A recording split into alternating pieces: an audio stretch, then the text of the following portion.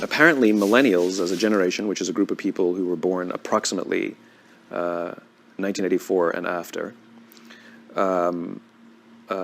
are tough to manage.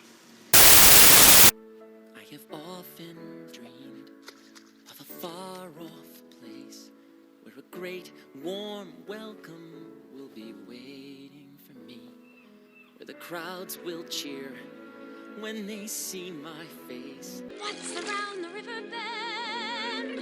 Waiting just around the river bend. I look once more. I want much more than this provincial life. I want more. There's so much more. And yet, for some reason, they're still not happy.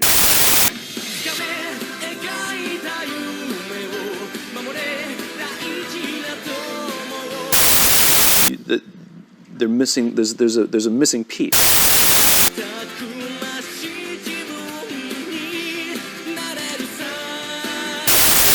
Increase in suicide rates.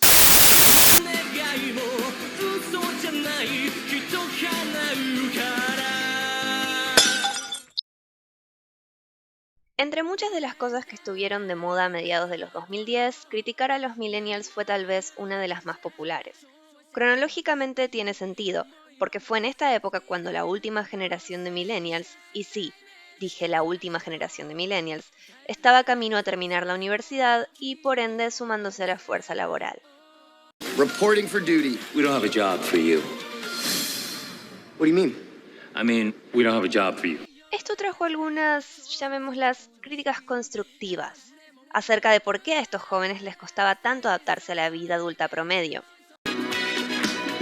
Maybe we're not all geniuses, so we're not the greatest generation, so what? You think we had it easy? When I finished high school, all I had was $3 in my pocket. So what did I do? I bought a house, a car, and started a family. And the other $2 went into my savings. You guys just don't realize, do you? I realized that in spite of how self-entitled my kids are, I still have space in my heart to think about their future. Curiosamente, las únicas voces que se oyeron en este conflicto no fueron las de la generación X o los boomers criticando a los millennials, aunque no me malentiendan, hubo mucho de eso, sino las de los mismos millennials indicando que, en efecto, no estaban satisfechos con las opciones que el mundo adulto les estaba presentando. En esta entrevista, Simon Sinek presenta su teoría acerca de por qué se generó este fenómeno generacional. Recuerdo haber visto este video en 2016 y sorprenderme bastante cuando me di cuenta de que el autor ni siquiera había considerado como opción aquello que yo y todos los otros millennials que conocía reconocíamos como la causa principal para lo que podemos llamar la insatisfacción millennial. Esto sería la ficción de los 90, Disney y el anime siendo los factores principales, pero no los únicos. En este video intentaré explicar mi punto de vista acerca de cómo la ficción de esta época influyó en la mentalidad de los millennials, llevando a lo que voy a optar por llamar la crisis generacional de mediados de los 2010.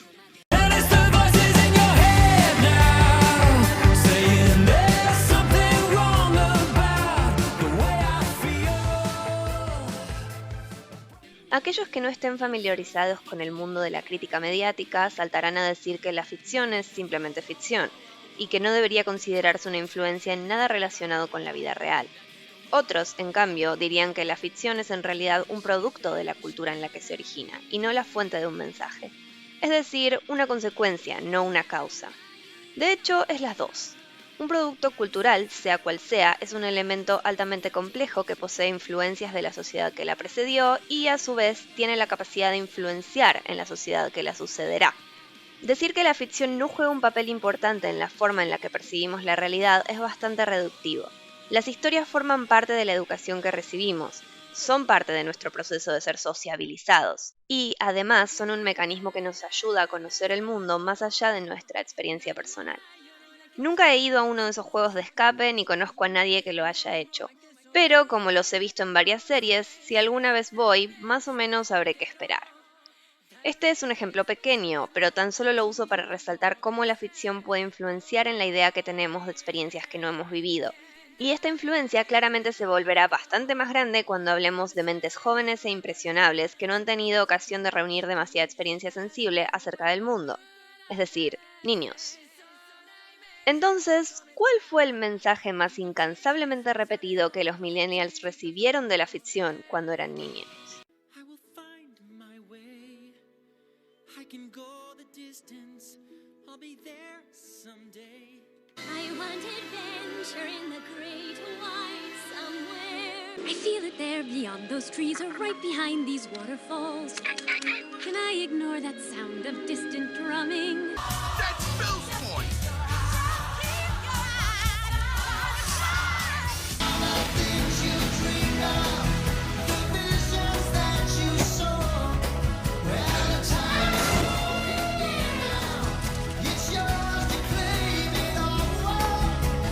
Y, porque lo considero una adición interesante, observemos también las versiones latinoamericanas de los siguientes openings de anime. Tengo que ser siempre el mejor, mejor que nadie más. Si tú lo deseas puedes volar, solo tienes que confiar mucho en ti, seguir. El mundo es De cambiar para ir a un futuro ideal en donde no reine el mal. Yo tengo un mapa aquí en mi corazón. Me guiará a llegar al fin. Esa es mi obsesión. Mi corazón encantado vibra por el polvo de esperanza y magia. es ganar. No pienses nada, solo escucha. Sueños hay en tu corazón. Ya todos sabemos bien que Sigue tus sueños es uno de los logos principales de Disney. Lo ha sido desde sus inicios y nadie necesita un recordatorio al respecto. Pero la forma en la que este mensaje explotó durante los 90 resulta casi absurda.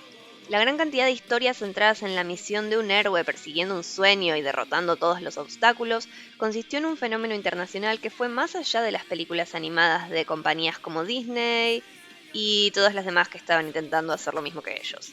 Gracias a Netflix e Internet, el anime se ha vuelto mainstream en muchos países recientemente, pero no es este el caso de Latinoamérica, en donde la animación japonesa es extremadamente popular desde hace décadas.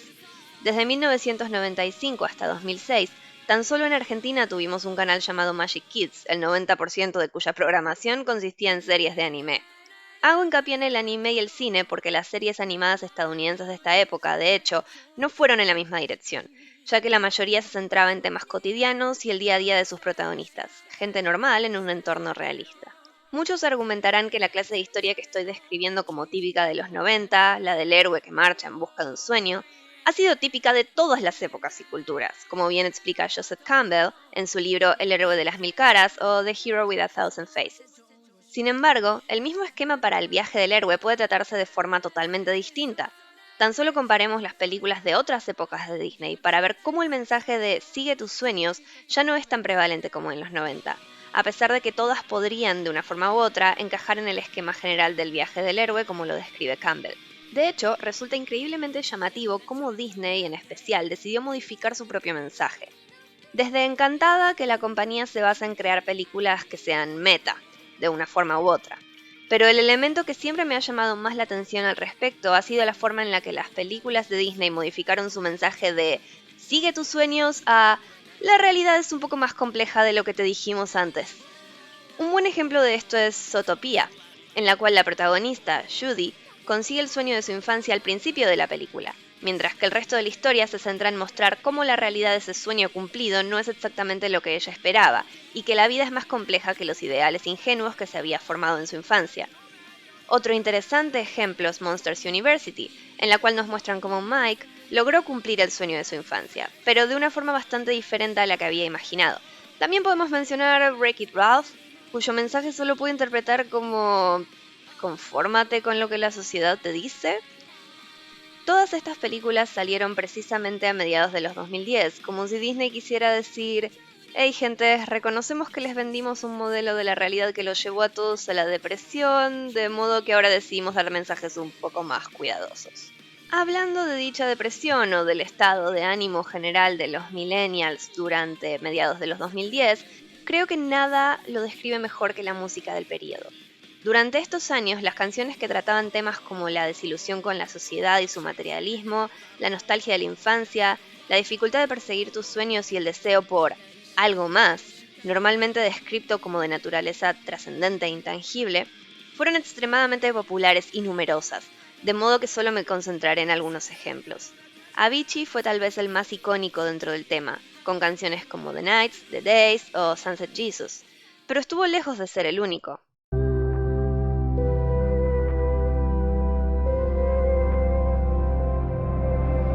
Well, they said you were a bright child, never anything but joy behind your eyes. When I was a boy, I dreamed of a place in the sky, playing in the fields, battling with my shields, bows made out of twine. I wish I could see this world again through those eyes. It's time to begin, isn't it? I get a little bit bigger than that. I'll admit I'm just the same as I was. Don't you worry, child. See, heaven's got a plan for you.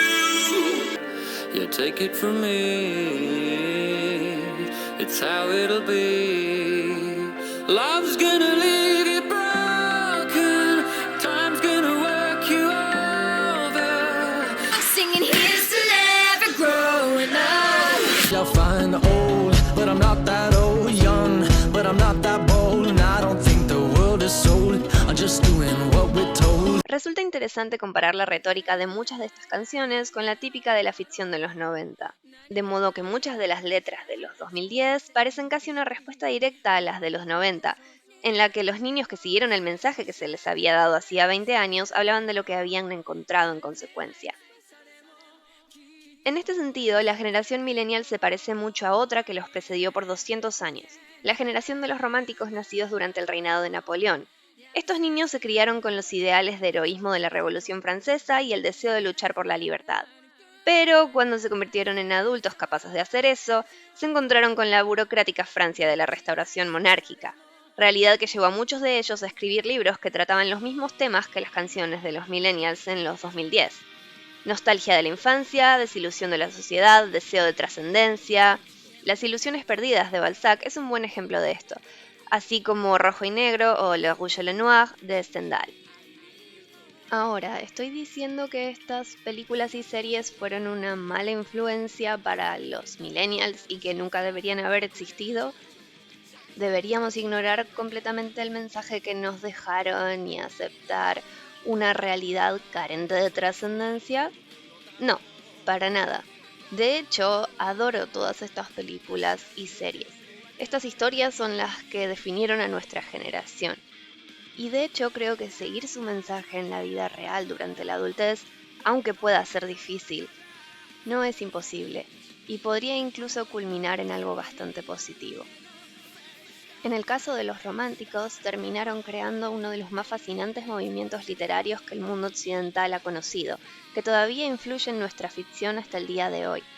En el caso de los millennials, todavía está por verse, pero por el momento tenemos espectacular animación y muy buenas canciones.